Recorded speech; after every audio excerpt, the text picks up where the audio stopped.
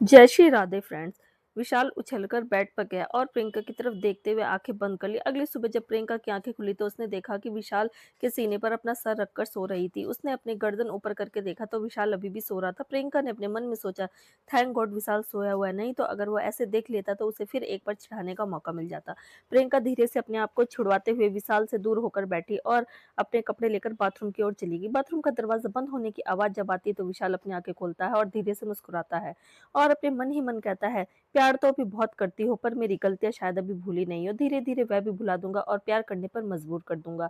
Last chapter में हमने पढ़ा था कि विशाल और प्रियंका के बीच अब एक दोस्त जैसा रिश्ता बन चुका है। विशाल और प्रियंका की दोस्ती हो जाती है। अब आगे प्रियंका जब सोकर उठती है तो देखती है बेड खाली था।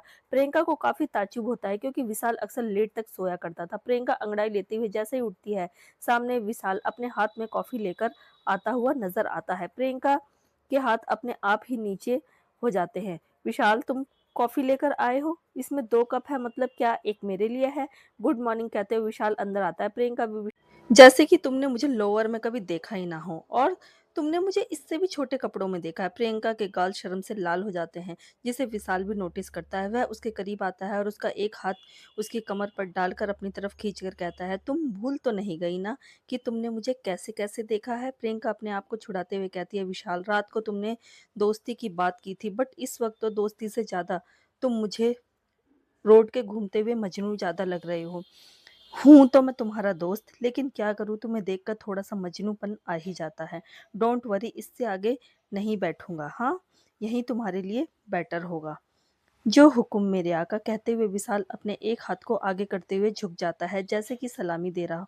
प्रियंका उसे देखकर हंसते हुए आगे चली जाती है और विशाल बाथरूम में चला जाता है। बाथरूम में जाकर वह अपने आप से कहता है, धीरे धीरे तुम्हें अपने इतने करीब ले आऊंगा कि तुम मुझसे दूर जाने का सोच भी नहीं पाओगी। दोनों तैयार होकर नीचे जाते हैं। नीचे ओम प्रकाश जी, राजेश, पल्लवी पहले से ही बैठे हुए थे। दोनों को साथ आते देख ओम प्रकाश जी और पल्लवी के चेहरे पर एक मुस्कुराहट आ जाती है, जबकि राजेश उसे घूर कर देख रहा था। विशाल पल्लवी की तरफ देखकर इशारा करता है। पल्लवी भी उसे थम्स अप का साइन देती है। राजेश समझ जाता है कि इन दोनों ने जो प्लानिंग की थी वह प्लान सक्सेसफुल हो रहा है।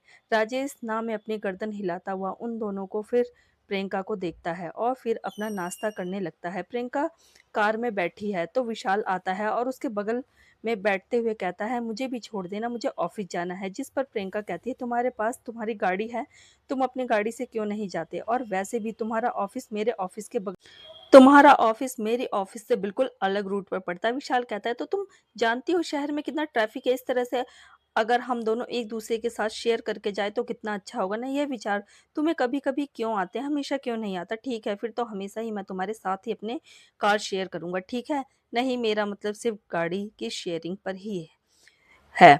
तुम्हें क्यों अच्छे विचार आते हैं? अच्छे विचार आने वाली बड़ी सारी चीजें होती हैं, उनमें से किया करो। मुझे लगता है आप हमारी दोस्ती हो गई तो तुम्हें भी अच्छे अच्छे विचार बताने चाहिए। अब तुम्हारी नज़र में जो जो अच्छी चीज़ है तुम मुझे बताते जाओ, मैं उसे ठीक करता जाऊंगा। प्रियंका विशाल की बातों पर हंसने लगती है। विशाल उसे देखकर मंत्रमुग्ध हो जाता है।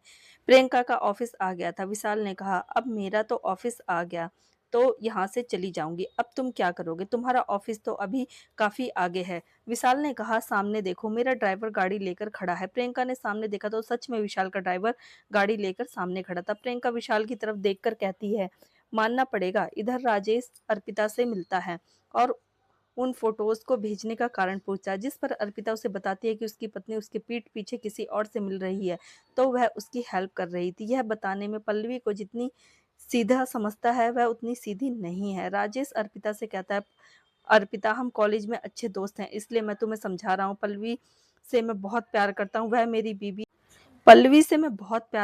वह मेरी वाइफ है। हम दोनों एक दूसरे के साथ बहुत खुश हैं। और रही बात उस फोटो में लड़के की, वह प्रियंका का पति है और एक नंदोई के साथ कहीं पर जाना, खाना, ये उसे कुछ फूल गिफ्ट करना, मुझे नहीं लगता कि कुछ गलत होगा।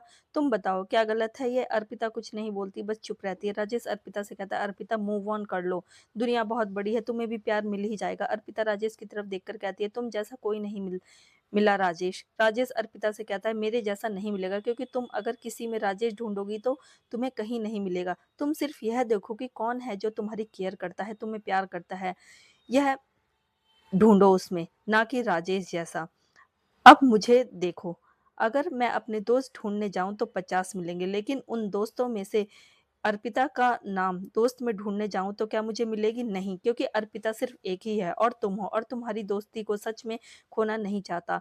राजेश बिल पे करता है और अपनी जगह से खड़ा होता है और गाड़ी की चाबी अपने हाथ में उठाते हुए कहता है, मुझे लगता है इससे ज़्यादा बेहतर कुछ नहीं समझा सकता। यह मेरा बेस्ट था, जो मैंने तुम्हें समझाने के लिए दिया। अब इसे तुम किस तरह से लेती हो यह तुम्हारे ऊपर है। अर्पिता जाते हुए राजेश को देखने लगती है। विशाल आज बहुत ही अच्छे मूड में था।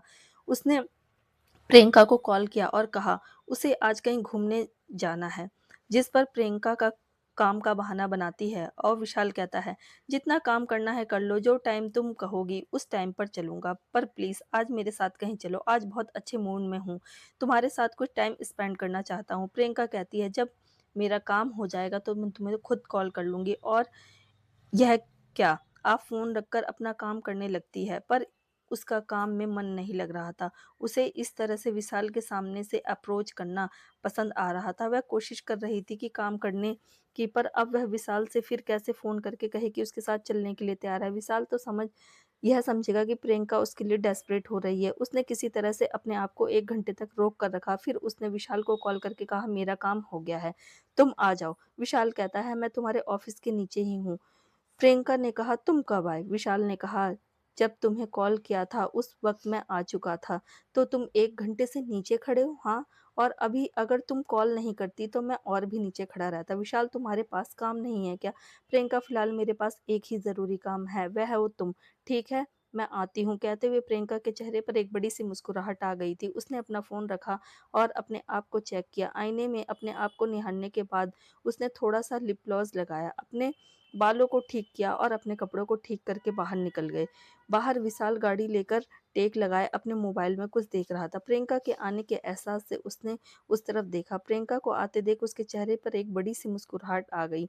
उसने प्रियंका को स्माइल के साथ हेलो कहा और गाड़ी का दरवाजा खोलकर उसे बैठने का इशारा किया। प्रियंका गाड़ी में बैठकर विशाल उसे अपने साथ लेकर साइड रेस्टोरेंट में चला गया। वहाँ पर दोनों कुछ अपनी पसंद का खाना खाने के लिए मंगवाते हैं और प्रियंका और विशाल आपस में बातें कर रहे थे। तभी एक खूबसूरत सी लड़की, जिसने बहुत ही हैवी मेकअप किया हुआ था और उसे कपड़े देखकर लग रहा था जैसे किसी मॉडल या फिर एक्ट्रेस से कम नहीं हो, वह चलते हुए आती है और विशाल के सामने खड़ी होकर कहती है, विशाल, आफ्टर अ लॉन्ग टाइम कैसे हो? कहते हुए उसके करीब आती है। विशाल उसकी तरफ देखता है और उसे पहचानने की कोशिश करता है, फिर कहता है, मैं ठीक हूँ प्रिया, राइट? प्रिया विशाल से बोली, शुक्र है, तुम्हें मेरा नाम तो याद है। विशाल कहता है, अरे नहीं नहीं, उतना भी टाइम नहीं हुआ कि मैं तुम्हारा नाम भूल जाऊं। और कहते हुए प्रियंका की तरफ इशारा करते हुए कहता है, मीट माई वाइफ प्रियंका। प्रिया प्रियंका को ऊपर से नीचे तक देखती है, जैसे कि आंखों ही आंखों में उसे स्कैन कर रही हो। फिर विशाल की तरफ देखते हुए कहती है, क्या मैं यहाँ बैठ जाऊँ? विशाल ने कहा, एक्चुअली हम थोड़ा सा प्राइवेसी चाहते हैं। तो वह, कम ऑन विशाल, इतने दिनों बाद मिले हैं, कुछ बातें करते हुए, इतने दिनों बाद मिले हैं, चलो बैठकर कुछ बातें करते हैं। प्रिया विशाल के बगल में जाकर बैठ जाती है। विशाल इरिटेशन में उसे देख रहा था। प्रियंका ने विशाल को देखा और फिर प्रिया को देखते हुए विशाल से कहा, आई थिंक तुम्हें इसकी पसंद का कुछ ऑर्डर कर देना चाहिए खाने के लिए। विशाल प्रियंका की तरफ देखता है और थोड़े गुस्से में कहता है, हम यहाँ अपना क्वालिटी टाइम स्पेंड करने आए हैं। जिस पर प्रियंका अपनी आंखें छोटी करके कहती है, तुम्हारी फ्रेंड है विशाल? प्रिया की तरफ देखते हुए विशाल कहता है, प्रिया, क्या हम दोस्त हैं? जिस पर प्रिया विशाल को देखते हुए कहती है, मेरे लिए तो तुम मेरे दोस्त से भी बढ़ के हो। कहते हुए प्रिया विशाल को अपने थोड़ा करीब खींचते हुए बोलती है, कितनी बार मिले हैं हम इससे पहले? प्रिया कहती है, 4-5 बार मिले होंगे। विशाल कहता है कि हमारी मीटिंग्स कैसी थी, आई मीन पर्सनल या प्रोफेशनल?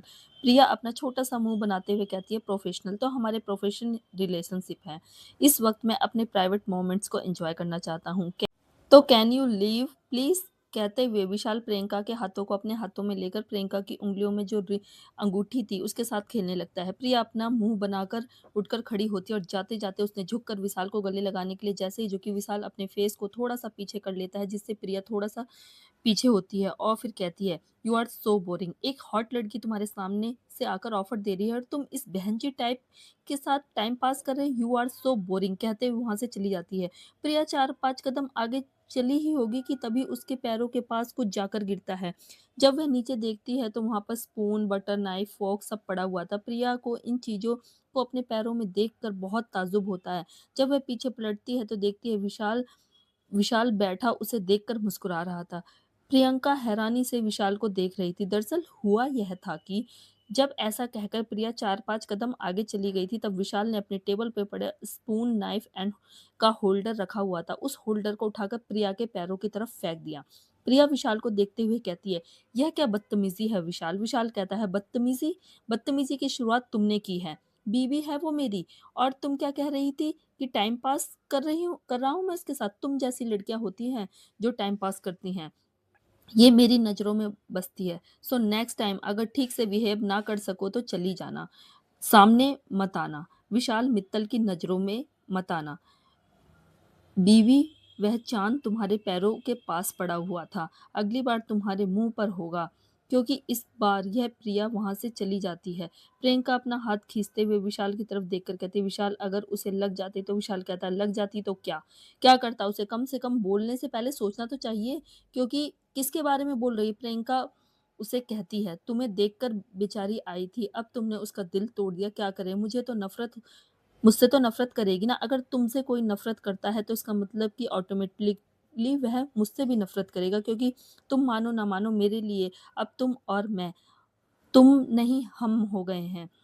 अब मैं अपने आप को हम कहना ज़्यादा पसंद करूँगा। तो मेरा दुश्मन तुम्हारा दुश्मन, तुम्हारा दुश्मन मेरा दुश्मन, मेरे दोस्त तुम्हारे दोस्त, तुम्हारे दोस्त मेरे दोस्त, वेरी फ़नी।" कहते हुए वो थोड़ा-सा पीछे होकर बैठ जाता है और कहती है कि मैं यहाँ पर ना तो स्पून है और ना ही फ़ॉर्क है, मैं खाऊँ किस तरह से? विशाल चुटकी बजाता है तो सारी चीज़ें लाकर अपनी जगह पर वापस टेबल पर वेटर रख देता है। विशाल हाथों से इशारा करते हुए कहता है, "बांदा आपकी खिदमत में हाज़िर है। आप बस हुक्म कीजिए, आपको क्या चाहिए?" कहते हुए अपना सर झुका लेता है। प्रियंका उसकी एक्टिंग देखकर मुस्कुराए बगैर नहीं रह पाती और अपने साथ-साथ उसके लिए भी खाना सर्व करती है और दोनों खाना खाने लगते हैं। धीरे-धीरे प्रियंका और विशाल आस-पास देखते हैं, आगे क्या होगा? होटल में रोमांटिक म्यूज़िक बज रहा था। प्रियंका और विशाल डिनर करते हुए म्यूज़िक का आनंद ले रहे थे। कुछ कपल्स डांस स्टेज पर डांस भी कर रहे थे। प्रियंका ने विशाल से कहा, "तुम्हें तो इस तरह ओपनली बैठकर खाना खाना पसंद नहीं था ना? फिर तुम यहाँ पर कैसे आ गए?" क्योंकि विशाल मित्तल तो अब हमेशा प्राइवेट रूम बुक किया करता था।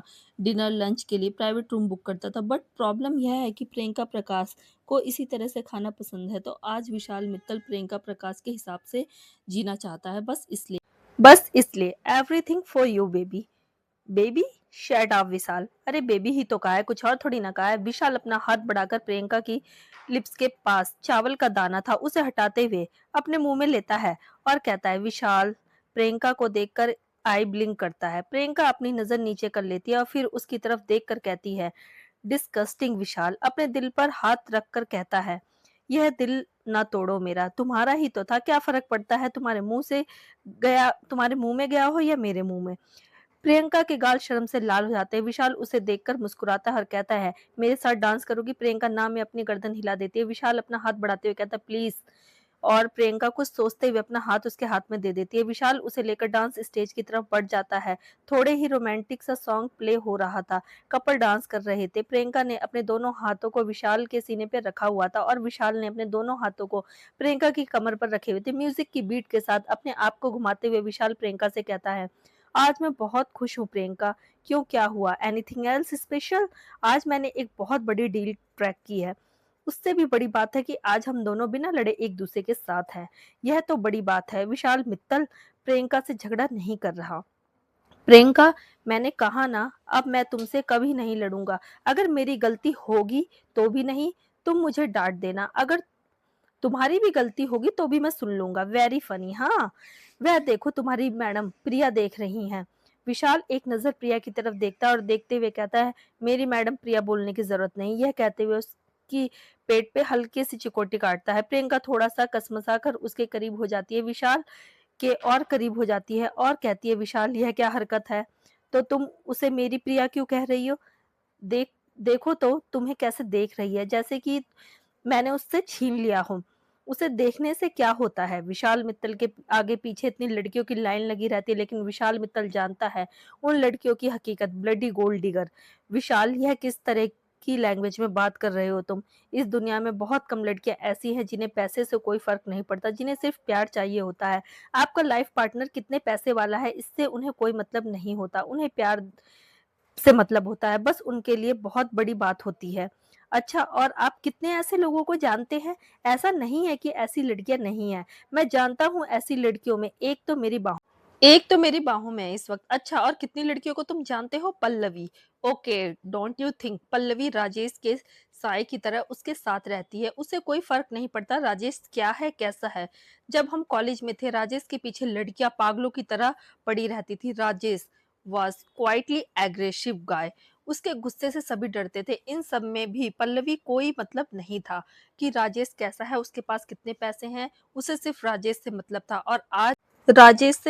और आज भी पता है तुम्हें, मनाने के लिए मैं कितना परेशान किया करता हूँ पल्लवी को, और राजेश जानता है, चिढ़ता है वो मुझसे, लेकिन आज तक उसने कभी पल्लवी से इस बात पर फाइट बैक नहीं किया। बिकॉज नॉट कि वो उसकी बीवी सही है, मैं हमारे रिश्ते में मिठास, ट्रस्ट, प्यार उन दोनों के बीच में देखा है। मैं चाहता हूँ कि वही हमारे बीच में भी हो, और लड़ते भी है ना, तो उनके लड़ने में एक दूसरे के लिए केयर दिखती है। और यह बात राजेश भी अच्छी तरह से जानता है कि पल्लवी से बेहतर उसे कोई भी नहीं मिल सकता, जैसे मैं जानता हूँ कि तुमसे बेहतर मुझे इस दुनिया में कोई नहीं मिल सकता। आई लव यू प्रियंका, और मरते दम तक। प्रियंका विशाल की आंखों में देखते हुए, विशाल, हमने सिर्फ दोस्ती की बात की थी। हाँ, मैं कहाँ कह रहा हूँ कि मैं दोस्ती तोड़ रहा हूँ, मैं अपनी फीलिंग्स को एक दोस्त के साथ शेयर ही तो कर रहा हूँ ना। विशाल अपना एक हाथ प्रियंका की कमर से हटाकर उसके गालों को सहलाते हुए अंगूठे से उसकी नोज को टच करते हुए कहता है, आज नहीं तो कल मना लूंगा तुम्हें। 2 साल बहुत दुख दिया मैंने तुम्हें, कम से कम 2 साल में वह दुख झेल सकता हूँ, क्योंकि मैं भी ये जानता हूँ कि इस दुनिया में सब कुछ हो सकता है, लेकिन प्रियंका के दिल में विशाल के अलावा कोई और नहीं आ सकता। प्रियंका विशाल की आंखों में देखते ही देखते अपनी आंखें बंद कर लेती है। विशाल प्रियंका को बहुत ही ध्यान से देख रहा था। धीरे-धीरे उसका चेहरा प्रियंका की तरफ झुकने लगता है। प्रियंका को थोड़ी देर में विशाल की सांस अपने चेहरे पर महसूस होती है। उस उनके होंठ एक दूसरे से मिलने ही वाले होते हैं। दोनों इतने करीब थे कि उनकी धड़कनें इतनी तेजी से धड़क रही थी कि वह दोनों एक दूसरे की धड़कन को सुन पा रहे थे। प्रियंका, जिसका हाथ विशाल के सीने पर था, वह उस धड़कन को महसूस कर अंदर तक सिहर रही थी। इससे पहले कि उनके होंठ एक दूसरे को छू पाते, म्यूजिक बंद हो जाता और एक झटके के साथ दोनों अपनी आंखें खोल कर दोनों एक दूसरे की तरफ देखते हैं, और उनकी आंखें मिलती है और प्रियंका 2 कदम पीछे हट जाती है। विशाल ने प्रियंका का हाथ पकड़ा और स्टेज से नीचे उतर गया। होटल से बाहर निकलकर बीच के साइड में दोनों सैंड पर बैठे हुए थे। रेतीली धरती, समुद्र की आवाज, बह रही ठंडी हवा जो प्रियंका की जुल्फों को अपने साथ उड़ा रही थी। विशाल प्रियंका को वहां पर बिठाकर उसकी गोद में सर रखकर कहता है, तुमने कभी मुझे बताया नहीं, तुम्हें मुझसे प्यार कब हुआ था? तुमने मुझे पहली बार कब देखा? तुम्हें यह कब लगा कि तुम मुझसे प्यार करती हो? क्योंकि मुझे यह फीलिंग तब आई जब तुम यहाँ पर नहीं थी, जब तुम चली गई। उस वक्त मुझे महसूस किया कि जिस चीज को मैं सिर्फ जिम्मेदारी समझ रहा था, उसको मैं सिर्फ बस यूं ही निभाने के लिए रिश्ता समझ रहा था। तुम्हारे जाने के बाद ये महसूस हुआ कि दुनिया में कुछ भी मिल जाए, लेकिन मुझे जीने के लिए खाना, पानी, यह हवा, इन सबसे ज्यादा प्रियंका की जरूरत है। और तुम्हें कब ऐसा लगा कि तुम मुझसे प्यार करती हो? क्योंकि मैं जानता हूँ, जितना मैं तुमसे प्यार करता हूँ उससे कहीं ज्यादा तुम मुझे चाहती हो। प्रियंका विशाल के बालों में हाथ फेरते हुए कहती, 11th में थी जब तुम एक बार हमारे कॉलेज आए थे भैया के साथ मुझे लेने के लिए। देखा बहुत बार था तुम्हें, अब फैमिली फ्रेंड होने का इतना एडवांटेज मिलता है कि हम एक दूसरे को जानते थे, लेकिन उस दिन पहली बार तुम्हें देखकर लगा कि सीने में कुछ धड़क रहा है। मैंने अपने दिल पर हाथ रखकर महसूस किया कि तुम्हें देखकर यह ज़्यादा ही धड़कता है, और फिर उसके बाद जब भी हम मिले, मैं इस चीज़ को महसूस किया। तुमने मुझे शादी से पहले कभी कहा क्यों नहीं? 19 साल की उम्र में तो शादी हो गई हमारी, उससे पहले तो क्या कहती? तुम मज़ाक उड़ाते कि पढ़ने की उम्र में दिल लगा बैठी है इसलिए चुप रही, लेकिन जब तुम्हारे पापा ने शादी की बात की और मेरे पापा ने मुझसे पूछा तो मैं मान गई। उस वक़्त ऐसा लगा कि आप कहने की कोई भी ज़रूरत नहीं है। अब तो तुम मेरे पति हो, मतलब तुम पूरे के पूरे मेरे हो, और शादी के बाद तो मैं कितनी बार तुमसे कहा कि मैं तुम्हें चाहती हूँ, लेकिन उस वक्त इसके मायने बदल गए थे। तुम्हें कभी मुझ पर भरोसा ही नहीं हुआ। प्रियंका के हाथों को अपने हाथों में लेकर विशाल उसे किस करता है और उसकी उंगलियों को अपनी उंगलियों में इंटरवाइन करके कहता है, ज़िंदगी के 4 साल बर्बाद कर दिए मैंने अपनी गलती में। यह 4 साल कितने खुश होते, क्या पता हमारे 2-4 छोटे-छोटे बच्चे भी होते। विशाल और प्रियंका समुद्र के किनारे बैठ एक-दूसरे से बातें करते हैं। विशाल कहता है, 4 साल ज़िंदगी के बर्बाद हो गए यार। अगर हम दोनों साथ होते कितने खुश होते, हमारे छोटे-छोटे बच्चे होते, मुझे पापा और तुम्हें माँ कह के पुकारते। मैंने अपनी गलती में सब बर्बाद कर दिया। प्रियंका उसकी बातें सुनकर शर्माते हुए कहती है, विशाल कुछ ज़्यादा ही बोल रहे हो तुम। विशाल प्रियंका की गोद से उठकर अपने उसे गले लगाते हुए कहता है, अपने घर चले जिसमें तुम्हारी यादें हैं, लेकिन पिछले 2 साल से तुम नहीं हो। प्रियंका उसकी तरफ देखते हुए कहती है, विशाल तुमने कहा था तुम मुझे समय दोगे, दे रहा हूँ ना टाइम। मैं कहाँ कह रहा हूँ मेरे साथ रहो, उस घर चलो ना, तुम्हें अपने आसपास महसूस करना चाहता हूँ। आई प्रॉमिस, जब तक तुम नहीं चाहोगी मैं कुछ भी नहीं करूंगा तुम्हारे साथ। कहते कहते विशाल समुद्र की लहरों को देखता हुआ कहता है, प्रियंका कुछ नहीं कहती, बस चुप रहती है। प्रियंका को यूं ही थोड़ी देर देखने के बाद विशाल कहता है, घर चले, चलो तुम्हारे घर छोड़ देता हूँ तुम्हें। प्रियंका कहती है थोड़ी देर बैठते हैं फिर चलेंगे। दोनों कुछ देर तक खामोशी से बैठे हुए थे। प्रियंका ने अपना सर विशाल के कंधे पर रखते हुए कहा, धोखा नहीं दोगे ना इस बार? यह कहकर तो घर से निकालोगे नहीं कि मैं कोई नहीं हूँ तुम्हारी? विशाल प्रियंका की बात सुनकर उसकी तरफ देखते हुए कहता, अगर इस बार मैंने ऐसा कुछ भी किया तो तुम मुझे उस घर से निकाल देना। प्रियंका के हाथों को अपने हाथ में लेकर अपने गाल पर मारते हुए कहता है, मुझे मारने का हक भी दिया है मैंने तुम्हें। उसके चेहरे को अपने हाथों में लेते हुए विशाल कहता है, तो अगर कभी मैं तुमसे अलग होने की बात करूँ तो तुम मुझे जान से मार देना, क्योंकि तुम्हारे जाने के बाद वाली ज़िंदगी मौत से ज़्यादा खराब होगी। प्रियंका मुस्कुरा देती है और विशाल के गले लग जाती है। दोनों कुछ मिनट तक यूं ही एक दूसरे के करीब और करीब महसूस करते हैं और यूं ही बैठे रहते हैं। फिर एक दूसरे का हाथ पकड़कर वहां से अपने घर के लिए निकल जाते हैं। वह घर जो सिर्फ उन दोनों का है, जहां पर प्रियंका और विशाल अब प्यार से रहेंगे। दोनों रोड की तरफ चले जाते हैं। तभी प्रियंका वहां आइसक्रीम वाले को देखती है तो आइसक्रीम खाने की जिद करने लगती है, जिस पर विशाल उसे अपने साथ लेकर जाता है। दोनों आइसक्रीम लेकर वहीं बगल में बैठ जाते हैं। आइसक्रीम खा रहे थे। विशाल आज बहुत ज्यादा खुश था। उसकी खुशी उसके चेहरे पर भी देखी जा सकती थी और उसका चेहरा देख के बताया जा सकता था। अगर कोई अनजान इंसान भी विशाल को देखकर यह कह सकता था कि विशाल आज बहुत ज्यादा खुश है। उसके 2 साल से ज्यादा जिस लड़की के लिए वह तरस रहा था, वह लड़की आज उसके साथ उसके घर चलने के लिए तैयार थी। उसने अपने भविष्य में ना जाने कितने सारे सपने देख लिए थे। एक घर जहाँ पर प्रियंका के साथ रहूँगा, छोटे-छोटे बच्चे होंगे और ऑफ़िस से घर आऊँगा तो प्रियंका उसके लिए चाय बनाएगी। किस तरह से प्रियंका को प्यार करेगा, प्रियंका के साथ घूमने जाना। और तभी उसे अचानक से कुछ याद आता है और उसे प्रियंका की तरफ देखते हुए कहता है, प्रियंका मैं क्या सोच रहा था, अगर तुम टाइम निकाल सकती हो तो हम 1 हफ्ते बाद अपने हनीमून पर चले। विशाल हमारी शादी को 2 साल हो चुके हैं, बल्कि 2 साल से भी ज़्यादा। हाँ, तो शादी के 2 साल बाद कौन हनीमून पे जाता है विशाल?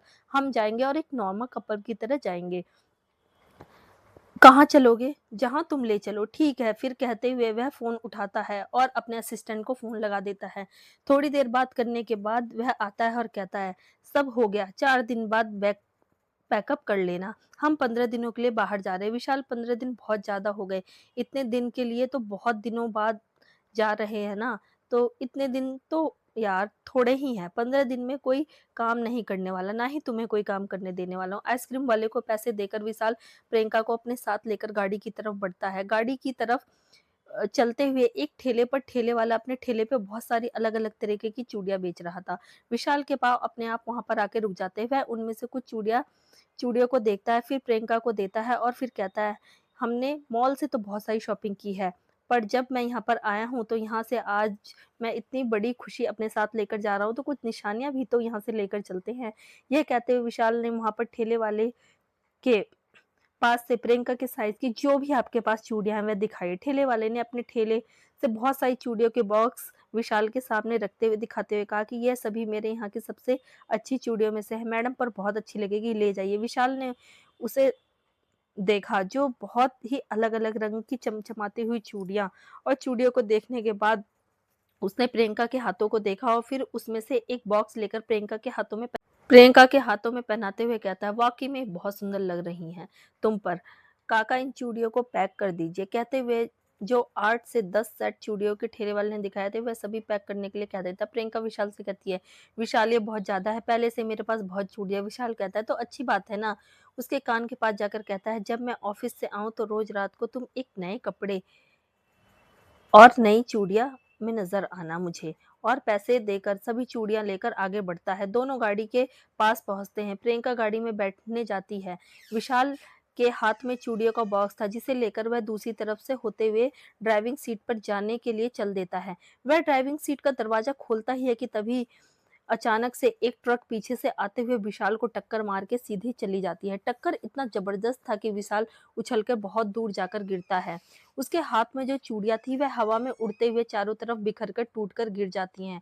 आसपास के लोग जिन्होंने एक्सीडेंट होते हुए देखा था, वह सभी विशाल की तरफ भागते हैं। प्रियंका जो गाड़ी में बैठी हुई थी, उसकी आंखों के सामने इस तरह से ये सब होता देख वो चिल्लाती है, विशाल विशाल। विशाल को इस तरह देखकर प्रियंका अपनी जगह पर जैसे जम गई थी। अब उसके अंदर और उसके हाथों में इतनी ताकत नहीं थी कि वो गाड़ी का दरवाजा खोलकर बाहर निकले। उसने वहीं से विशाल के खून में लथपथ जमीन पर पड़े हुए देखा। उसने अपने हाथ बढ़ाया, गाड़ी का दरवाजा खोला और दौड़ती हुई विशाल के पास जाकर बैठ गई।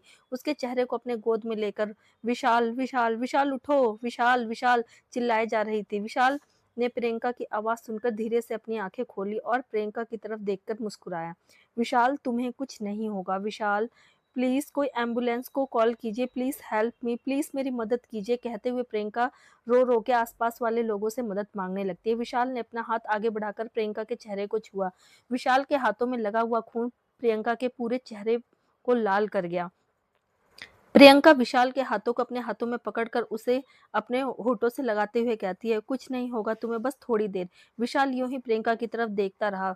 विशाल कहीं ना कहीं यह समझ रहा था कि जो सपने अभी अभी उसकी आंखों में थोड़ी देर पहले थे, वह अब कभी पूरे नहीं होने वाले। वह अपने प्रियंका को छोड़कर जा रहा है। उसकी आंखों में प्रियंका के साथ बिताए हुए लम्हे किसी फिल्म की तरह एक के बाद एक चल रहे थे, और यही सब सोचते सोचते उसकी आंखें बंद हो गईं। थोड़ी देर बाद एम्बुलेंस आती और विशाल तब तक बेहोश हो चुका था। प्रियंका उसे यूं ही आवाज दिए जा रही थी, विशाल विशाल विशाल, लेकिन विशाल अब तक अपनी आंखें बंद कर चुका था। एम्बुलेंस में विशाल को जब डाला जाता है तो प्रियंका उसके साथ बैठती है। उसने एम्बुलेंस के किसी वर्कर से मोबाइल मांगा और राजेश को फोन लगा दिया। राजेश की कॉल रिसीव करते ही प्रियंका ने उसे बताया कि विशाल का एक्सीडेंट हो गया है और वह लोग अस्पताल की तरफ जा रहे हैं। राजेश ने एम्बुलेंस वाले को फोन देने के लिए कहा, क्योंकि प्रियंका लगातार रोए जा रही थी। राजेश को यह सही नहीं लगा कि वह ठीक से बात समझ पाएगी। राजेश ने एम्बुलेंस वाले को बता दिया कि उसे कौन से अस्पताल लेकर आना है।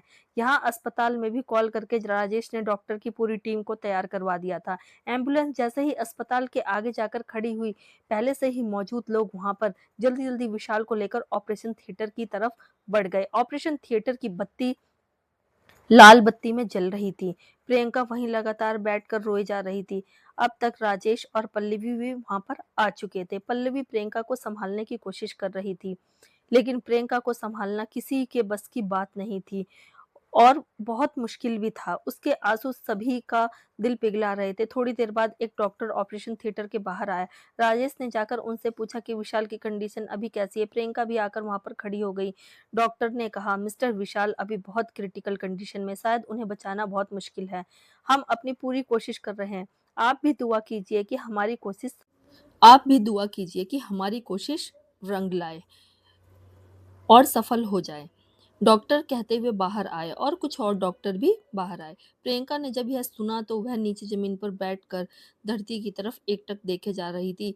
उसके पूरे कपड़े खून से सने हुए थे। उसके चेहरे पर भी विशाल के खून लगा हाथों का खून लगा हुआ था और हाथों का निशान भी। वह अपने हाथों को देखती है जिसमें अभी भी विशाल का खून लगा हुआ था। तभी उसकी नजर उन चूड़ियों पर जाती है जो विशाल ने उसे पहनाई थी। अपनी चूड़ियों को देखते हुए वो कुछ सोचती है और उठकर हॉस्पिटल में ही मौजूद मंदिर के पास जाकर खड़ी हो जाती है। कुछ पुलिस वाले जाकर एक्सीडेंट के बारे में इंक्वायरी करने के लिए प्रियंका से पूछताछ करना चाहते थे, पर प्रियंका क्योंकि अब इस हाल में नहीं थी कि वह किसी को कुछ जवाब दे पाती। राजेश ने उन सबको कहा कि वह पता करे कि यह एक्सीडेंट आखिर हुआ कैसे, क्योंकि एक हाई प्रोफाइल मामला है। खुद पुलिस के ऑफिसर्स उस वक्त अस्पताल के आसपास नजर आ रहे थे। पुलिस वालों ने बताया कि शुरुआती जांच में बस इतना पता चला है कि जिस ट्रक ने विशाल को टक्कर मारी वह ट्रक आगे एक जंगल में मिला है। उसी चलाने वाला ड्राइवर जो था वह भी मरा हुआ था। राजेश ने कहा, फिर तो यह बिल्कुल साफ है कि यह जानबूझकर की गई कोई साजिश है जिसमें पुलिस वाले है ना। अपने गले को हिलाते हुए कहा, जी बिल्कुल, हम जानते हैं कि यह किसी ने जानबूझकर विशाल को मारने की कोशिश की है। अब हमें यही पता लगाना है कि आखिर कौन है जो विशाल को मारना चाहता है। जिस पर दूसरे पुलिस वाले ने कहा कि वह एक जाने-माने इंसान है और इस शहर में सबसे रईस इंसान भी। उनके तो बहुत सारे दुश्मन होंगे। क्या आप जानते हो कि जिसे उनकी जान को किससे खतरा है? ऐसा कहते हुए वो राजेश की तरफ देखता है। राजेश नाम में अपने गले को हिलाते हुए कहता है, मुझे ज़्यादा कुछ नहीं पता इस बारे में, आपको उनके बारे में उनके परिवार वालों से पता चल जाएगा। पुलिस वाले गए। 10 मिनट भी नहीं हुए थे, तब तक पूरा मित्तल परिवार हॉस्पिटल में आकर जमा हो चुका था। किसी को इतना होश नहीं था, ना राजेश को ना प्रियंका को, कि वह पर्सनली उन सबको कुछ बताएं, लेकिन मीडिया के थ्रू यह खबर मित्तल परिवार तक पहुंच चुकी थी।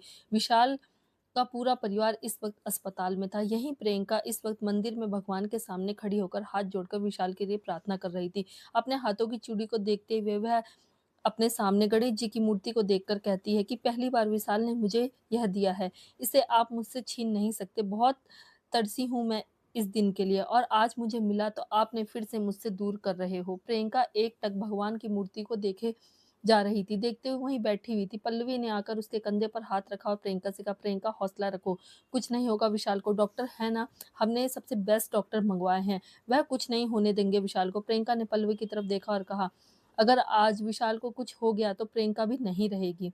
मैंने कभी किसी का बुरा नहीं चाहा, कभी किसी का बुरा नहीं किया। आज मैं और विशाल अपने घर जा रहे हैं। अपने हाथों की चूड़ियों को पल्लवी को दिखाते हुए कहती है प्रियंका, वह ये पहला तोहफा है जो उसने मुझे दिया है, मैं इसे आखिरी तोहफा नहीं बनने दूंगी। भगवान गणेश की मूर्ति की तरफ देखते हुए, आज या तो यह मुझे विशाल लौटाएंगे या फिर मुझे भी अपने पास बुलाएंगे। पल्लवी प्रियंका को अपने गले लगा लेती है। प्रियंका उसके गले लगकर फूट फूट कर रोने लगती है। मित्तल परिवार ने आकर राजेश से सवाल पूछने शुरू कर दिए। राजेश ज्यादा कुछ खुद भी नहीं जानता था। उसे समझ में नहीं आ रहा था कि वह हम सब क्या ही जवाब दें। अंत में राजेश सिर्फ इतना कह पाया कि विशाल के ऊपर अटैक हुआ है, किसी ने जानबूझकर उसे मारने की कोशिश की है। जिस ट्रक वाले ने विशाल का एक्सीडेंट किया वह ट्रक जंगल में मिला है जिसमें ट्रक ड्राइवर मरा हुआ था। पुलिस जांच कर रही है और सभी के सहयोग मांग रही है। विशाल के अंकल ने कहा कि विशाल जहां पर भी होता है पूरी सिक्योरिटी के साथ रहता है, फिर वहां पर वह अकेले क्यों गया। जिस पर राजेश ने कहा कि वह और प्रियंका घूमने के लिए गए हुए थे, शायद इसलिए अपने बॉडीगार्ड्स को अपने साथ लेकर ना गया हो। विशाल की माँ कहती है, प्रियंका कहाँ है? जिस पर राजेश कहता है कि वह शायद यहीं नीचे होगी, पल्लवी उसके साथ है, वह मंदिर की तरफ जा रही थी, शायद वहीं पर हो। तभी उसके पीछे मुड़कर देखता है तो पल्लवी प्रियंका को अपने साथ लेकर आ रही थी। प्रियंका की हालत देखकर पूरा मित्तल परिवार शोक में चला जाता है, क्योंकि वह पूरी तरह से खून से लथपथ थी। उसके चेहरे से लेकर उसके कपड़े तक खून ही खून लगा हुआ था। विशाल की माँ दौड़कर जाती है और प्रियंका के चेहरे को अपने हाथों में लेकर कहती है, बेटा तुम ठीक हो? प्रियंका उनको देखती है और फिर उनके गले लगाकर जोर-जोर से रोने लगती है।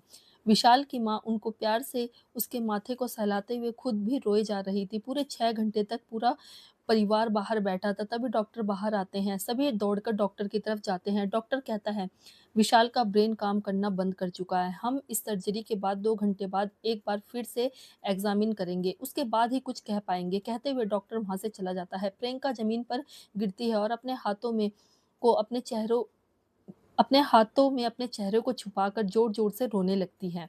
राजेश पल्लवी को एक साइड में लेकर जाता है और उसे कुछ बात समझाता है। पल्लवी राजेश की बात मानकर वहाँ से चली जाती है। तकरीबन 1 घंटे बाद जब वह घर आई, हॉस्पिटल वापस आती है, तब प्रियंका को अपने साथ वही हॉस्पिटल में बने हुए एक कमरे में लेकर जाती है और उसे नहलाकर कपड़े चेंज करने के लिए कहती है, क्योंकि अब तक वह उस खून से सने हुए कपड़े में थी। प्रियंका को तो कुछ होश नहीं था। पल्लवी खुद से बाथरूम में ले जाकर उसे नहाने और चेंज करने में मदद करती है। पल्लवी को प्रियंका को इस तरह देखकर रहा नहीं जा रहा था। वह जानती थी कि इस वक़्त अगर उसके साथ वह भी रोने लगेगी तो प्रियंका को सँभालना बहुत ज़्यादा मुश्किल हो जाएगा।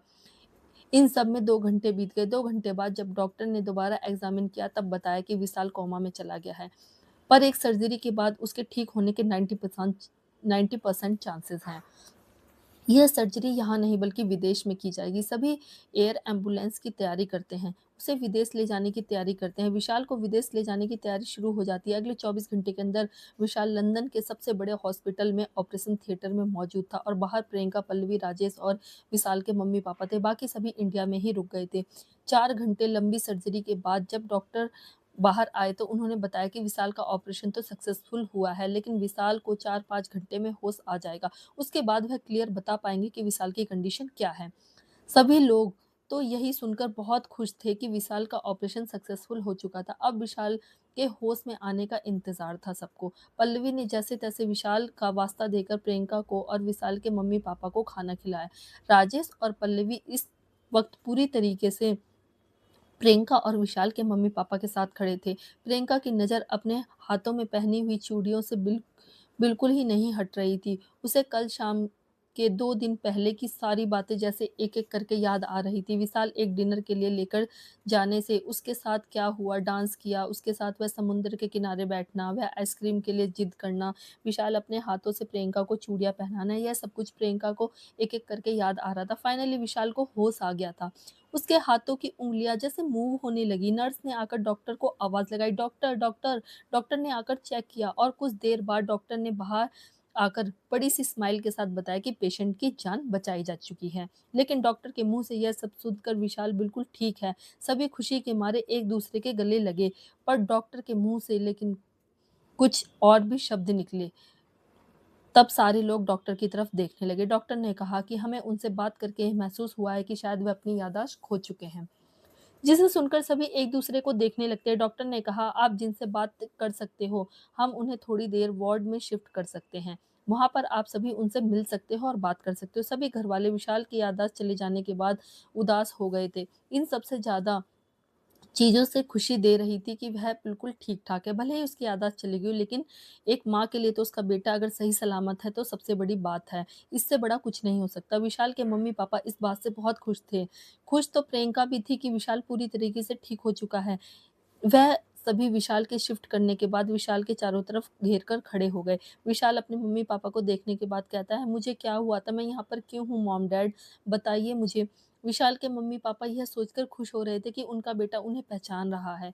राजेश ने कहा, "यार तेरा एक्सीडेंट हो गया था।" जिस पर विशाल राजेश की तरफ देखते हुए कहता है, "राजेश तू भी यहाँ पर है?"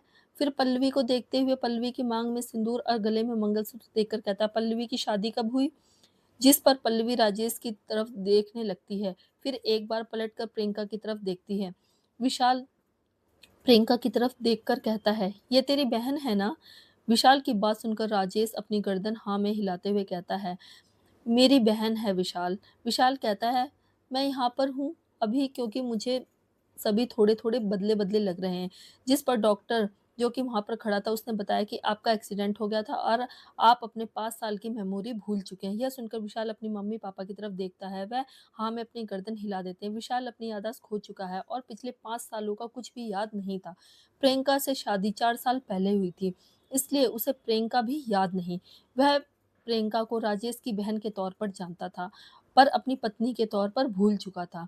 जब विशाल की मम्मी देखती हैं कि विशाल प्रियंका को नहीं पहचान पा रहा, तो वह खुद आगे बढ़कर प्रियंका का हाथ पकड़कर विशाल के सामने खड़ी करती हैं और कहती हैं, "विशाल, प्रियंका तुम्हारी पत्नी है।" विशाल यह बात सुनकर चौंक जाता है और राजेश की तरफ देखने लगता है। राजेश हाँ में अपना सर हिलाते हुए कहता है, "यह बात सच है, तुम्हारी शादी को 4 साल हो चुके हैं।"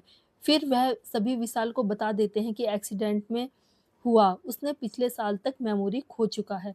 प्रियंका कमरे से बाहर निकलकर मंदिर में जाती है और गणेश जी के सामने हाथ जोड़ते हुए विशाल को ठीक रखने के लिए शुक्रिया कहती है और फिर वापस विशाल के कमरे में आ जाती है। विशाल के ठीक हो जाने के बाद उसे इंडिया के हॉस्पिटल में ट्रांसफ़र कर दिया जाता है। कुछ दिनों बाद विशाल ठीक होकर अपने घर चला जाता है।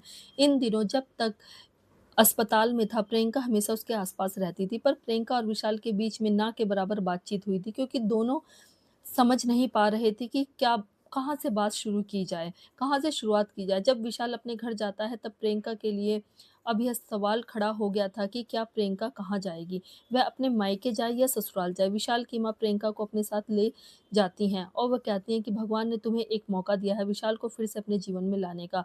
एक नई शुरुआत करके विशाल के मन में अपने लिए प्यार की भावना जगाओ। मुझे पूरी उम्मीद है कि तुम यह कर लोगी। प्रियंका विशाल के घर में आ जाती है।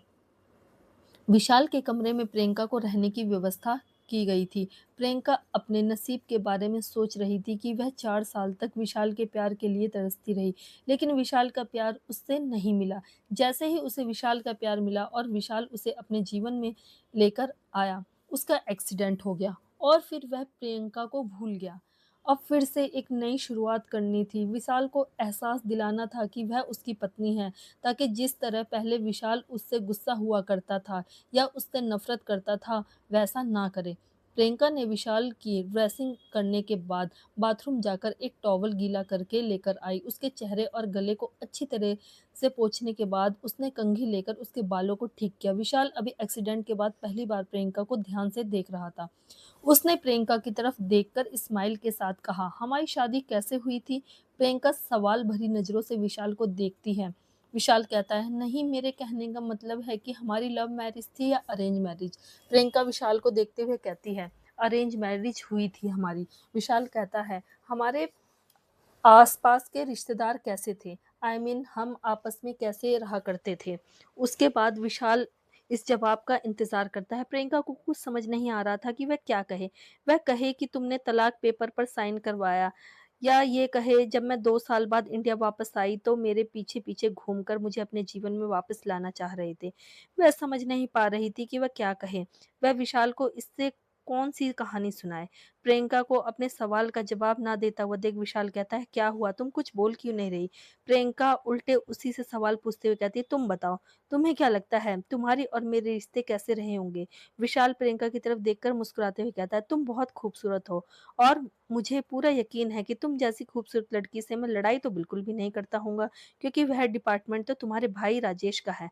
प्रियंका विशाल की बातों पर मुस्कुरा देती है। उसे यह जानकर अच्छा लगता है कि अब भी विशाल और राजेश एक दूसरे से उतने ही चिढ़ते हैं जितने पहले चिढ़ा करते थे।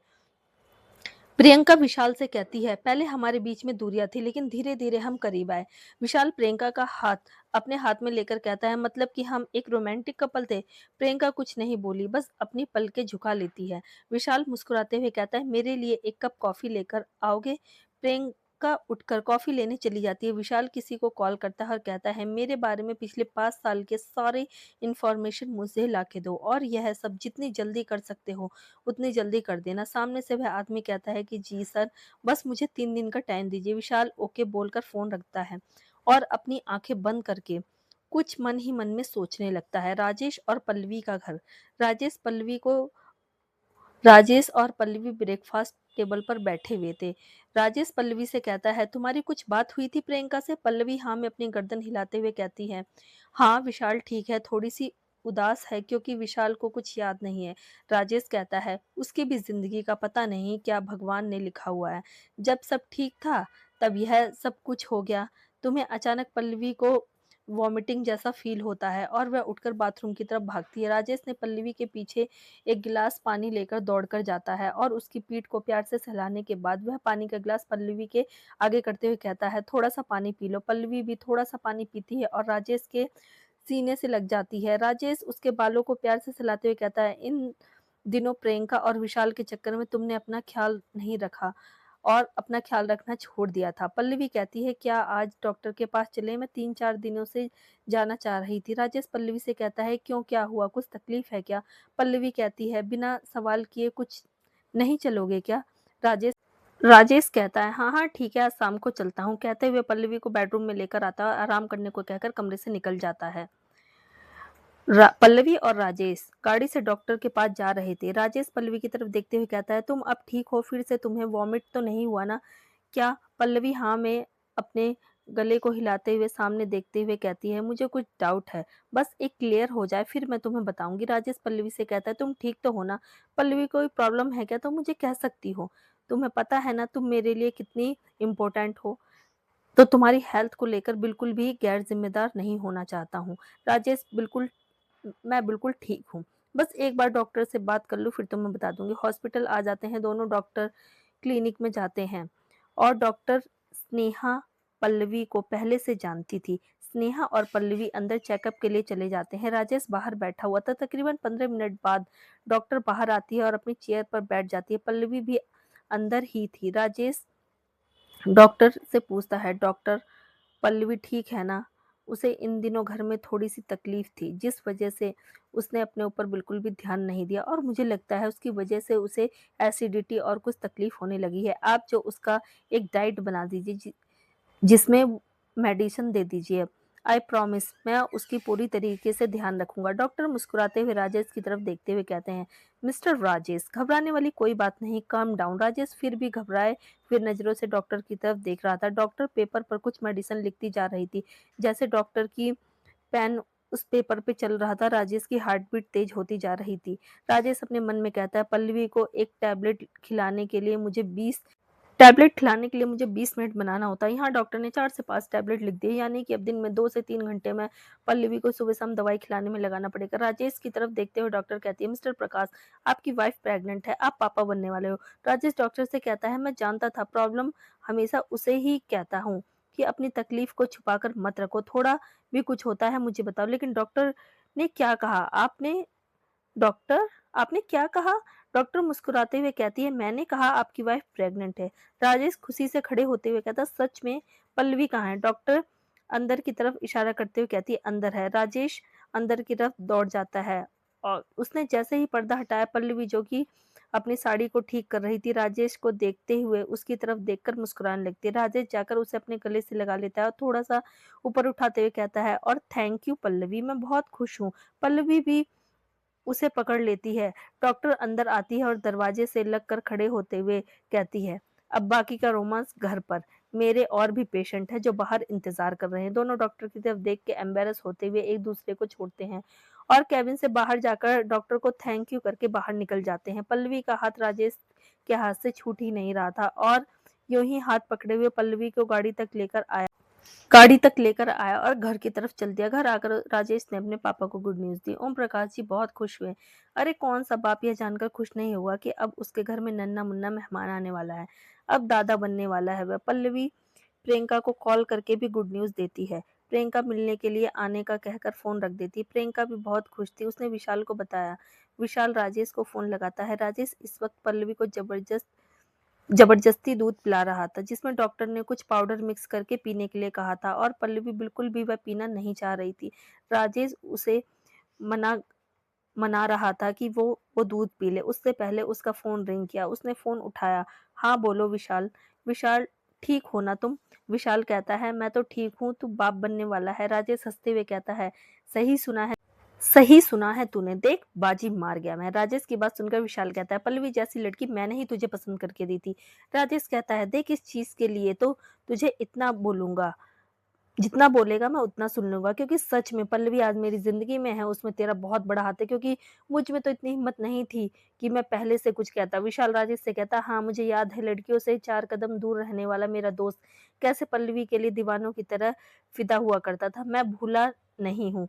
अब तक कैंटीन में एक समोसे को आधे घंटे तक रखकर सिर्फ इसलिए बैठा हुआ रहता था क्योंकि पल्लवी थोड़ी देर से कैंटीन आया करती थी। और राजेश हंसते हुए कहता है, और तू उसके लिए सीट पकड़ कर रखा करता था। राजेश विशाल से कहता है, चल तो ठीक हो गया है तो घर आ जा। घर बैठकर आमने सामने बातें करते हैं। बहुत दिन हो गए, कॉलेज की बातें याद नहीं की। दोनों दोस्त एक दूसरे से बात करके फोन रखते हैं।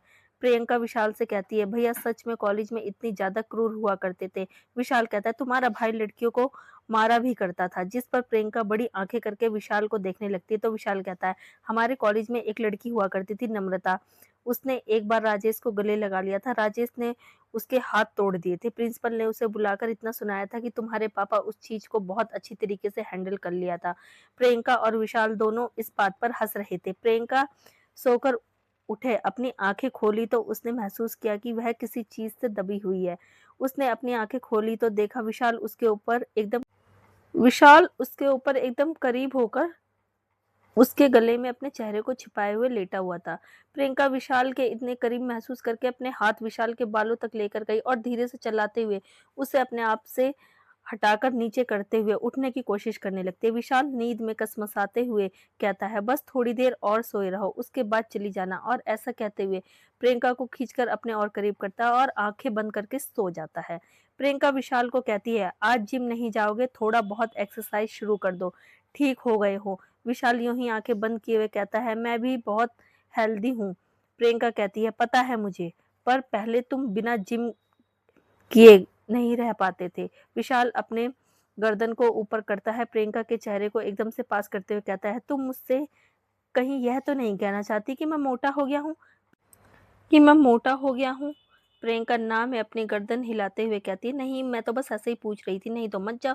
विशाल उसके गालों पर किस करते हुए कहता है, थोड़ी देर सोने दो, फिर चला जाऊंगा। प्रियंका अपनी उंगलियों से उसके बालों को सहलाती हुई यूं ही थोड़ी देर लेटी हुई रहती है और विशाल के बारे में सोच ही रही थी। विशाल जिसकी नींद खुल चुकी थी अब आलस में यूं ही प्रियंका के गले में अपना सर छुपाए हुए पड़ा हुआ था।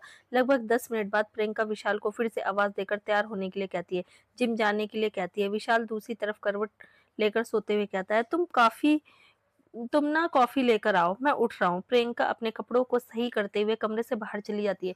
प्रियंका के जाते ही विशाल दरवाजे की तरफ देखता है और उठकर बैठ जाता है। अपने फोन को अपने हाथ में लेकर एक मैसेज टाइप करता है और फोन को बेड पर फेंक कर बाथरूम की ओर चला जाता है। प्रियंका जब कॉफी लेकर आती तो विशाल बाहर आ चुका था।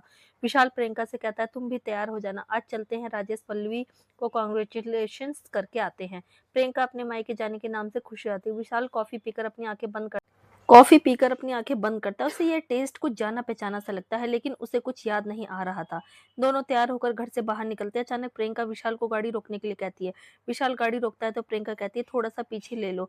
विशाल ऐसे ही पीछे की तरफ होते हुए आता है तो देखता है कि वहां पर एक मंदिर था।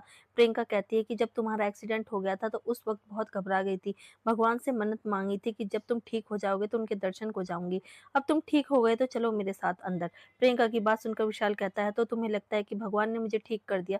प्रियंका कहती है, उस वक्त जो तुम्हारी स्थिति थी ना, सच में यह बात लगता है कि भगवान ने तुम्हें ठीक कर दिया। विशाल मुस्कुराकर कहता है, तुम्हारे विश्वास पर चलो, मैं भी विश्वास करके देख लेता हूँ। गाड़ी से बाहर आ जाता है। वहीं मिठाई फूल वाले की दुकान थी, वहां से सब कुछ लेकर प्रियंका मंदिर के अंदर चली जाती है। मंदिर में पंडित जी को थाली देकर प्रियंका हाथ जोड़कर खड़ी हो जाती है और विशाल यूं ही अपनी पॉकेट में हाथ डालकर वहां पर खड़ा रहता है। प्रियंका विशाल के हाथ उसके पॉकेट से निकालकर और भगवान के सामने जोड़ते हुए कहती है, यहाँ तक आए हो तो जिस तरह यहाँ रहा जाता है उसी तरीके से रहो।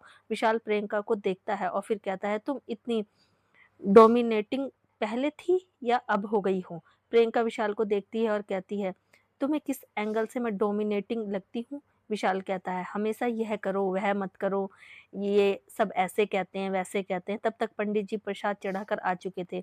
उन्होंने थाली प्रियंका के हाथ में देते हुए कहा, भगवान तुम दोनों की जोड़ी बनाए रखे। प्रियंका मुस्कुराती है और थाली विशाल के आगे कर देती है। विशाल उसमें से एक पेड़ा उठाकर अपने मुंह में डाल लेता है और दूसरा प्रियंका की तरफ बढ़ा देता है। प्रियंका अपना मुंह खोलकर उस पेड़े को अपने मुंह में ले लेती है और यूं ही थाली ऊपर किए हुए उसके सामने खड़ी रहकर आंखों से उस थाली में देखने का इशारा करती है। विशाल भी अपनी आंखों से क्या वह पूछता है।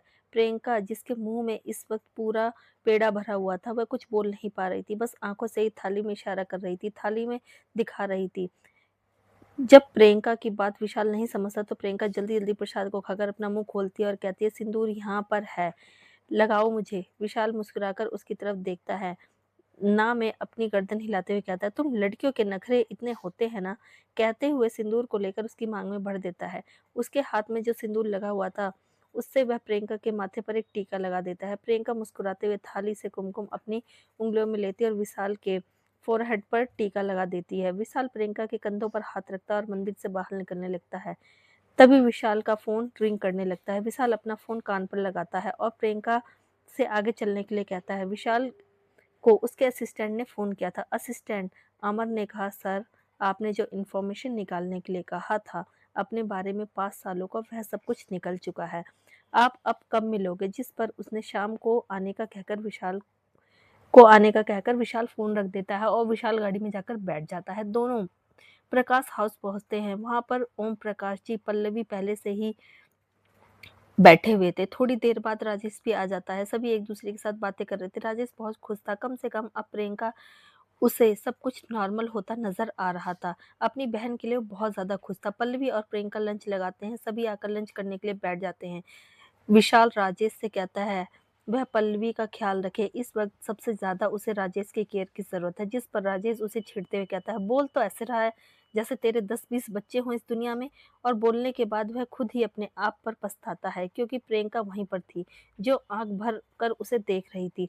पल्लवी अपने मुंह पर हाथ रखकर हंसने लगती है और विशाल राजेश को देखते हुए कहता है, तूने बाजी मार दी तो इसका मतलब क्या समझता है कि मैं ज्यादा दिन पीछे रहूंगा? प्रियंका आश्चर्य से विशाल की तरफ देखती है और वहां से उठकर चली जाती है।